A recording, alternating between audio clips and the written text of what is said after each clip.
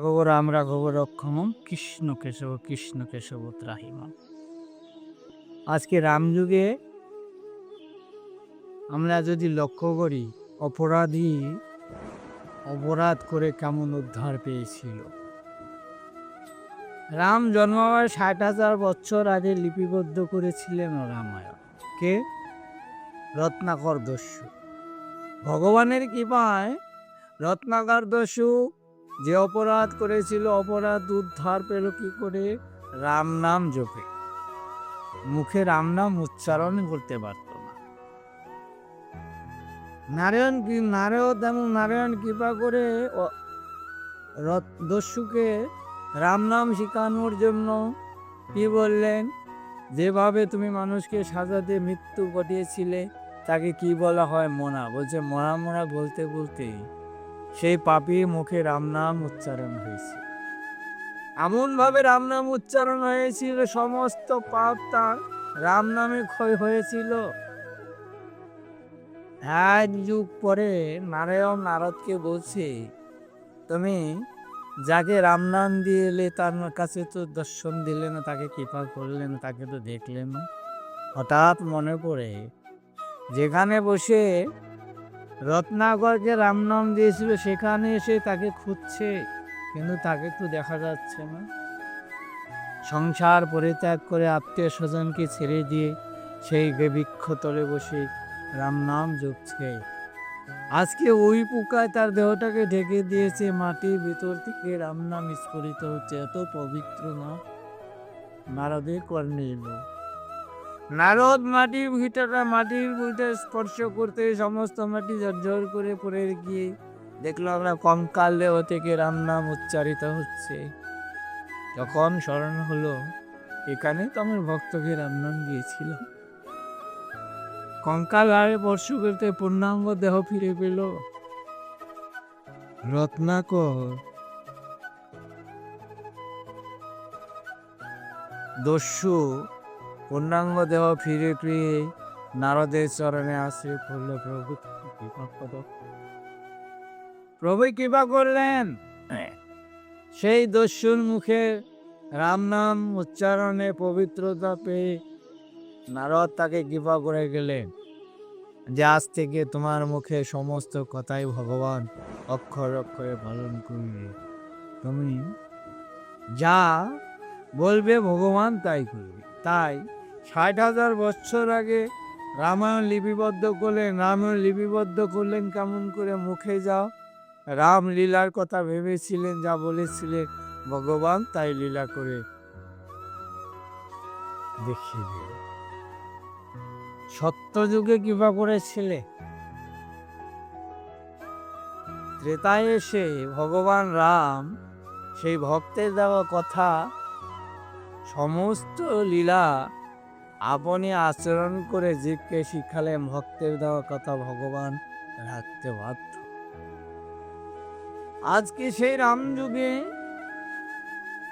গৌতম মুনির স্ত্রী অহল্যা, মণিপত্নী, কত তেজস্বী গৌতম মুনি অহল্যাকে গৃহে রেখে গঙ্গা স্নান করতে গেলে। অনেক কথা সে কথা বলে শেষ দিতে পারবো না। আমার ক্ষুদ্র জীবনে সংক্ষেপে দুটো কথা বলছি, উদ্ধারের কথাটা। আজকে অপরাধ যদি করা হয়, যদি ভক্তি থাকে, অপরাধও ক্ষমা। গৌতম মুনি স্নান করতে গেলেন, গঙ্গা স্নান। গৌতম মুনির শিষ্য ছিল ইন্দ্র, লোভী, কামক। আজকে ইন্দ্র গৌতম মুনি যাওয়ায় স্বরূপ ধারণ করে ইচ্ছা শক্তি দিয়ে গৌতম মুনি সেজে অহল্যার সঙ্গে, গুরু পত্নীর সঙ্গে কি করলে? খারাপ আচরণ করলে। গৌতম মুনি ধ্যান যোগে জানতে পারবে গৃহে আমার শিষ্য ইন্দ্র এসেছে। স্নান সেরে দিয়ে গৃহে ফিরে এলেন। এসে অহল্যাকে জিজ্ঞাসা করছে, ডাকছে। অহল্যা নিরুপায়। ইন্দ্র কুৎসিত রূপ ধারণ করে ঘরে আড়াল করে রইলেন। গৌতম মুনি তো জানে অহল্যা কে বলছে, কে তোমার সঙ্গে অনাচার করলে তুমি বললে না? বলছে কেউ নয়, মিথ্যা বলেছি। গৌতম মুনি বলেছেন আমি সব জানি, মিথ্যা বলে কোনো কাজ নেই, বেরিয়ে এসো, হুমকি দেবে লাভ নেই।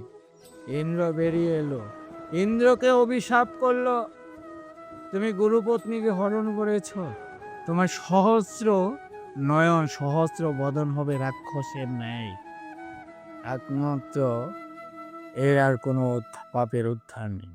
তাই ইন্দ্রের দেহ সমস্ত জায়গায় চোখ মুখ বিবস্ত্র চেহারা হয়ে গেলে